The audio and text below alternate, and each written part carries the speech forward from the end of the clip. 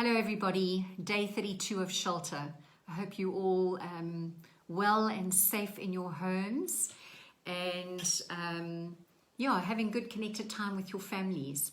So these videos are going to come to an end sooner or later. I know I've been checking in with you. Today is day 32 and I've been thinking to myself, initially it was going to be 21 days and then I had a request, please, to carry on. And I thought 31 was a good day, so I was going to end today. And I'm thinking that I'm going to, on a request or a seed that was planted in my heart this morning by a friend who said 40 is a really good number, Sharon. So thank you for that. You know who you are. I shall continue until day 40. 40 is a really good number on many, many levels.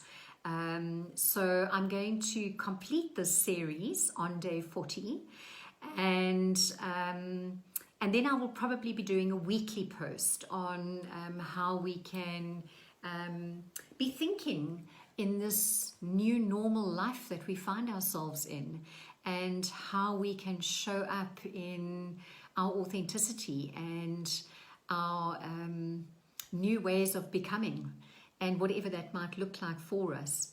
So tonight's check-in is really around vulnerability armor. And I've actually just got off a live session, so I thought I don't have to think about something to share with you this evening. I can actually just give you a little bit of a framework of what we've just done online. And I want to encourage you that if you'd like to do deeper work, it really is a good idea to actually log on to the sessions that we're having. They're in Zoom rooms. We get to really chat about the subjects that I'm putting out for you to think about. And it really does take it a lot deeper than just listening. You know, so often we listen, but we very seldom action. And action is where the transformation really starts happening. So I really want to encourage you to do that. Please do check out what we're busy with. I'm going to be releasing quite a lot more webinars and sessions that you can actually join and be part of. So maybe this evening, I've already said quite a lot now, but just to check in with you around vulnerability armor. And what does that look like? So when we're vulnerable, where are the places that we go? You know, some of the questions you might want to ask yourself is what is armor? And what does it do for us? So very often when I ask that question, people say, Sharon, it's a protection mechanism. It's the things that keep me distanced from people. It's what keeps me safe. So, you know, what is armor for you? What does it do for you? And, you know, when we talk about the vulnerability armor, we know that it's when we get vulnerable that we tend to put the armor on.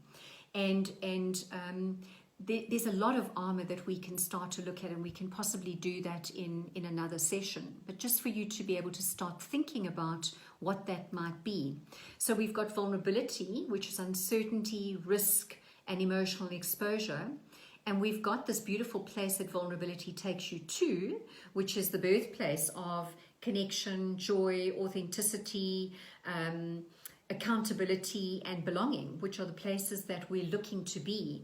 And now we're saying there's an armor that we put on sometimes when we go into vulnerability. And how might that armor keep us from that beautiful place that we're looking to be at?